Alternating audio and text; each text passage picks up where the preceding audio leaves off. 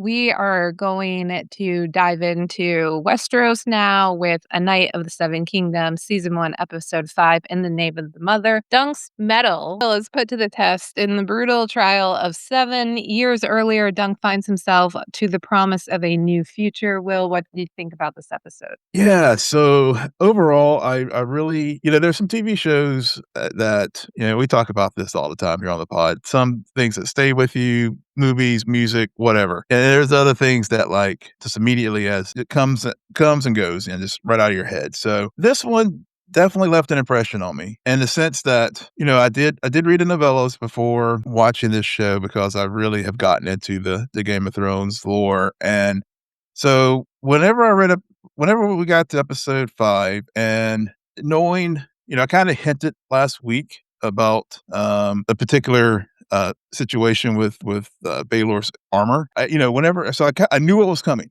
And so whenever we started the episode this week, I was excited about the trial of the 7 and just sort of seeing how things were going to unfold from seeing how they would take it from the page to the screen. So whenever we got the great scene of Dunk and, and everything, the perspective from his eyes and inside the helmet and then, gets knocked off and knocked out and they go to the flashback. I gotta say, my initial impressions was I felt that it was like padding because I was, because again, my expectations were subverted. But like I said, things either stay with you or they don't. And this one stayed with me where I was just like, doodle on it. And then I was like, I was actually okay with what they did because it did provide some deeper context that in the medium that we're in television, you have to sometimes show and tell the story about a character to help you understand where they're coming from. And so when they did that, so after I thought about the change in direction and the change in direction that they did do, was original to the show. It really, I think it provided some additional context as far as understanding why Dunk, when we did get back to the fight, it definitely like added a deeper meaning to it than if it had just been just a straight, 20 minutes of fighting it could have been if they just did not have that flashback scene there in the middle. So yeah, so at the end of the day, I really, really, really enjoyed this episode and I felt like I did jump on Twitter last night afterwards and seeing all the reaction even though I didn't watch Game of Thrones when it was like on real time back in the timeline, definitely reminded me of like when I had the FOMO whenever watching everybody else react to this TV show.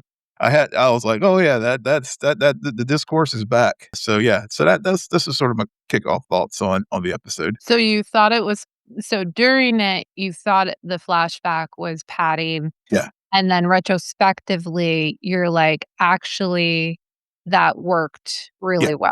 yeah. Just can you just elaborate a little bit more on what you said in regards to the flashback allowing, like, the final fight sequence or the flashback and what we learn about Dunk? Yeah, so what we learned about Dunk is, so the episode's titled in the name of the mother. And so, we never, so we see these image, whenever, for example, whenever people get knighted, it's like in the name of the mother. Whenever we see the flashback where he is there in, it's right after the first Blackfire rebellion, on the battlefield there. We're seeing the knight under his horse, and he's calling out for his mother, and and Dunk also, he doesn't know his mother, and the comments that he had with Raffi, and so we see, and as we go through Flea Bottom and seeing all the things that happen there, and that resilience, the seeing the tragedy, of his friend getting killed, him also getting beat up. I mean, it just basically showed how Dunk has had a very hard life, but he's also very resilient. And so the flashbacks really and then also how he follows and was so persistent. It really just showed. again, it was showing on screen what were the motivations and what is the sort of fuller character of Duncan. We've got elements of it throughout the season, but this was sort of like, instead of doing flashbacks throughout episodes 1 through 4 as far as his background, they made a creative choice to do it in the penultimate episode. And so I think doing it there, like I said, real time because, I expected one thing and got something else. Shame on me. But at the same time, whenever I saw the impact of like when Egg says, "Get up, sir," and when Arlen says it, and then of course, and then Duck gets up and everything transpires pretty much like it does in the book. It really, really works. It really, really works for me. So I think it's interesting because okay, so for me, I took away a lot more about a theme of fortune. Mm, And so I guess I don't necessarily prescribe as you do to the resilience factor of Dunk. It's we're seeing a lot of fortune and that's why the namesake of this episode is so interesting because in the name of the mother, there's a religious context. yeah. And you're looking at the start of a battle between 7 on one side, 7 on the others, and it's life and death. And at the start of the episode, you also have Baylor talking about how, like, he's going to go after the King's Guard because they technically have an oath preventing them from hurting him at all. His brother did not take that oath. And then you have the comment made by one of them who says, "Mother loved you best." Yeah.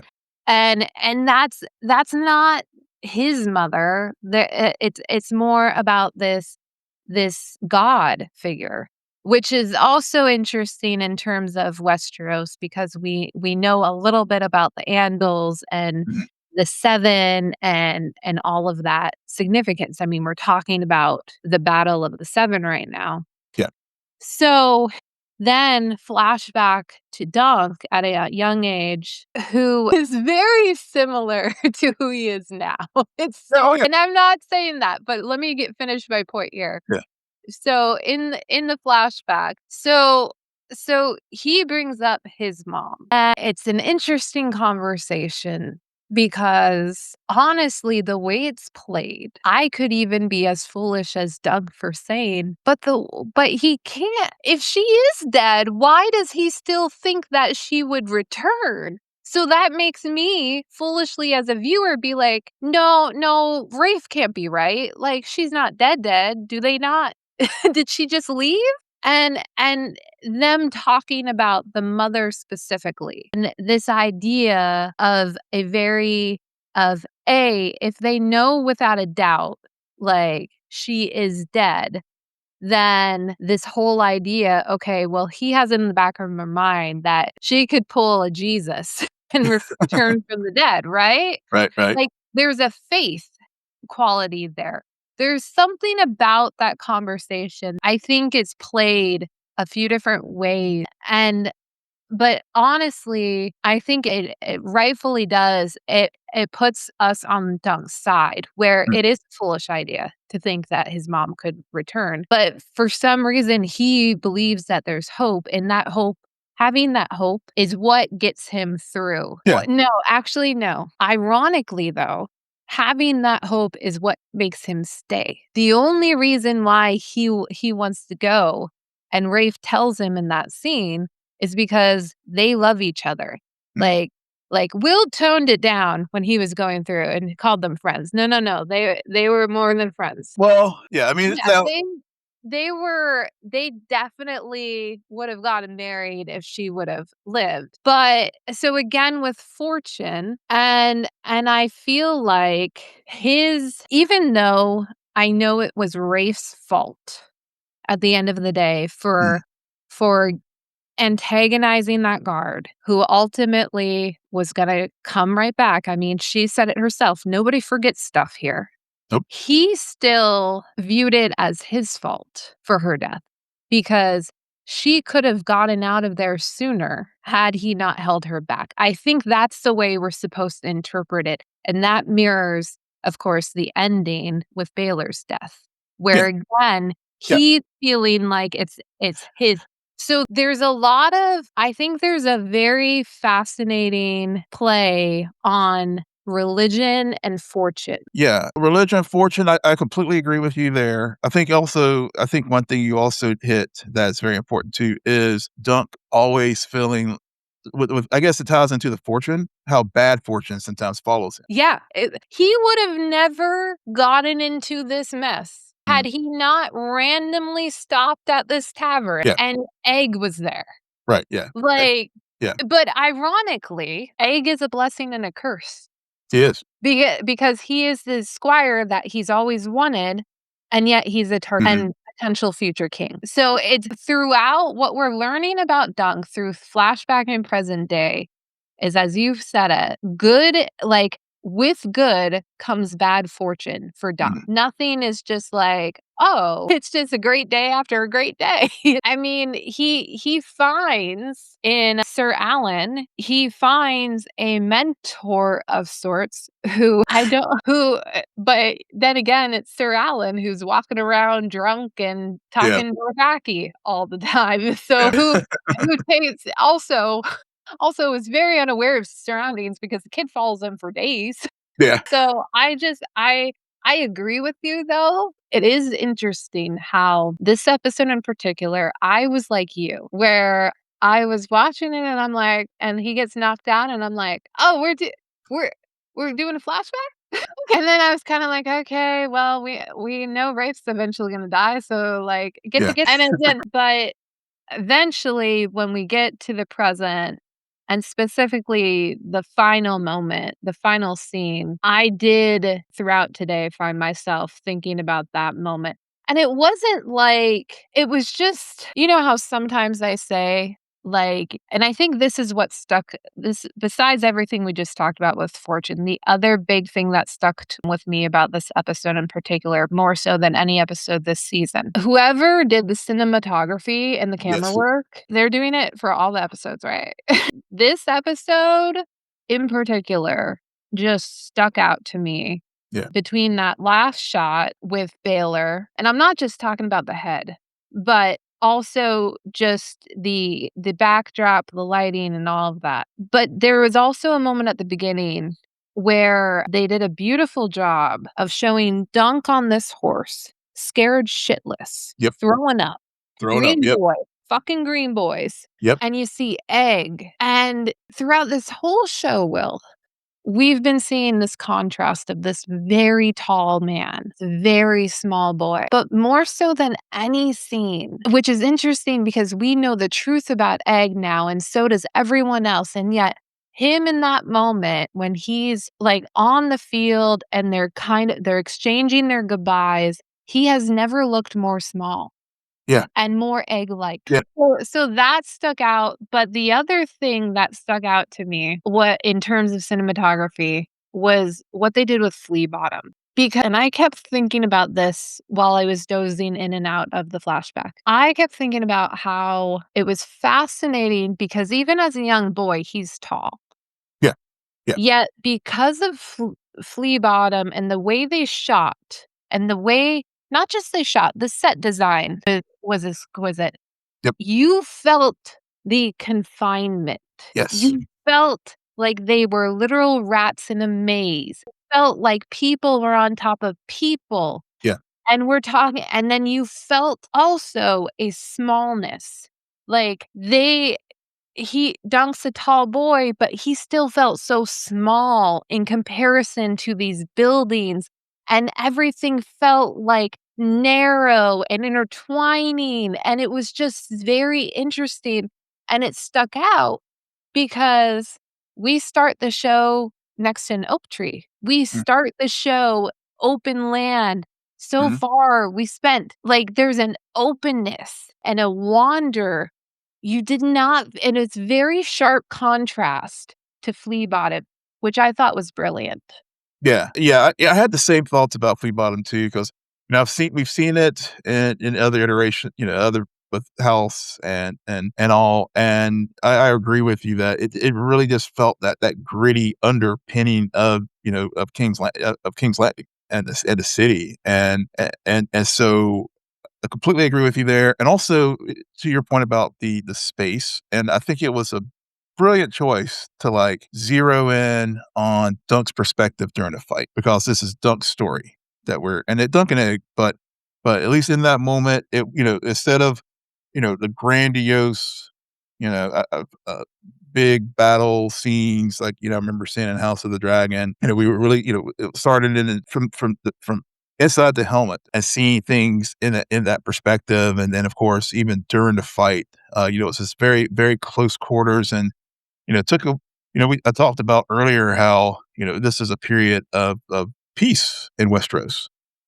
So really the only way that that a knight could, like, check his battlefield prowess or whatever is through the tournaments. And, you mentioned earlier, like, for example, Baylor telling people to, get the longer lances because, from a strategic standpoint, as far as just, that way, it won't be that very, close quarters fighting, which of course it did devolve into that, Yep. especially whenever Dunk and Arian are going at it. And Can I I just just I need this answer. Is Arian now Arian the Dickless?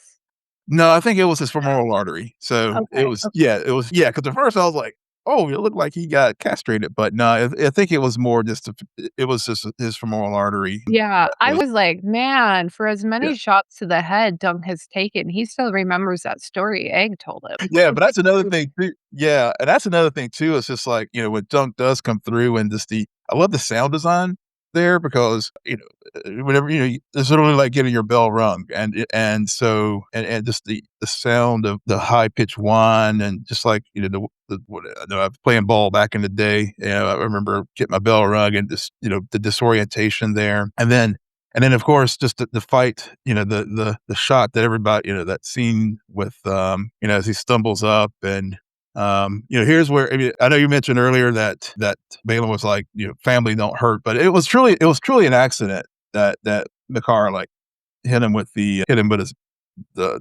mallet or whatever, not the mallet, the mace. Oh, I'm sure, but Yeah, I yeah, mean, we and haven't got into the finale yet, so yeah, yeah. Well, yeah, I don't wanna again, I don't wanna say anything more other than one of the things about the death that was also so tragic, and I hinted at it last week, whenever we were talking about when Baylor was getting dressed. So the thing is, he didn't bring his armor to the tournament because he wasn't planning on participating. right. So he actually had to end up using Prince Fowler, One of his sons. his sons he had to use his armor. So, that's another tragic thing about this whole thing is if he had had his properly fitted armor, he might have survived the headshot. Yeah, yeah, I think which that's great, and thank you for explaining that because I definitely would not have understood that having not read the books. But to just go back to the fortune of it all, the moment and for a moment, yes, he's disoriented, but he did win. He is on the verge of death though, Yeah, but Dunk has enough strength to even bow down and say, "I am your man." And then you get the line from the Baylor, "This kingdom needs good men," and it's like, "R.I.P. Baylor, you ain't." yeah, So I have 2 things as yeah, we were talking about this section of this story or of this episode, sorry. My first one goes back to Arian, because this drove me crazy. Anybody, have you seen anything about people making comparisons to Arian's armor, to some kind of creature?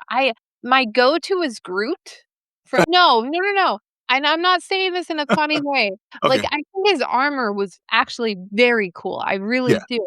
But when it was fully on and he was moving around, I was just getting flashbacks of something and like I said, I wanna say Groot, but it could mm, be something else. So, listeners, if you know what I'm thinking, please, this is yeah, because it's been driving me crazy for the uh, last 24 hours. The other thing is Egg, and I hope everyone's on the same page about this. But for me, my interpretation of Egg's desire for Dunk to get up is very, and this may be a bit mean and harsh. It's very selfish because at the end of the day, if Dunk loses and dies in that field, forever it'll be Egg's fault. And It'll be interesting for Yeah. next week as I watch Egg also come to the realization that, again, not only Dunk wouldn't be in this position, but Baylor, his favorite uncle, would still be alive. Yep. So Yeah. it's a very, but to circle back on that, succession. It is a thing, and I think as we go, the same fortune that befalls Dunk, a similar one will end up befalling Egg as well, where with good comes bad. Yeah. And and I think I forgot to ask you this, but Yeah. I know Egg is the fourth son of Yeah. Mailer. Yeah. Is Mailer the fourth son of the current king? So here's the family tree. I'm not So gonna remember names. yeah, yeah. So Makar. So there's Darren, Arian, Aegon, and as far as the Yeah, Targaryens. yeah, that's Makers. Yeah, Makars. Yeah.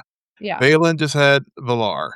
So yeah, No, no, but Baylor's not the king, right? He's he's just the hand. he's the hand, and he's the He heir to the throne. he will be, yeah, he will be the heir to the throne. So He Baylor's wa the, yeah, yeah, he's the oldest son. Is yeah, Maekar the second oldest, or is I'm trying to figure out if yeah. there's a brother between the brothers. So looking at the family tree, there's Baylor, Ares. Oh, I think there's a queens, and then Makar. Yeah, yeah, I felt like I heard Maekar's also, like, the 4th offspring Yeah, too, yeah, so yeah, your yeah. Targaryen math on that. Yeah, so Aegon basically Egg has basically, like, no chance of the throne, Supposedly. supposedly. Yeah, Yeah, yeah, yeah. theoretically. Theoretically, yeah, but, to your point about succession, yeah, I mean, there's just so many levels of, like, because of what happened here with the trial. I mean, like, to your point, I love how you said fortune because I think that really does capture so much as far as what's going on in this story, and so why it's, yeah, I guess for me, why it's so fascinating is because, to your point, fortune really does, good or bad, has played a very heavy hand in all the things that has happened up to this point. Yeah, yeah. I don't know about you, but I know we're returning to Westeros next week. Yes, we are.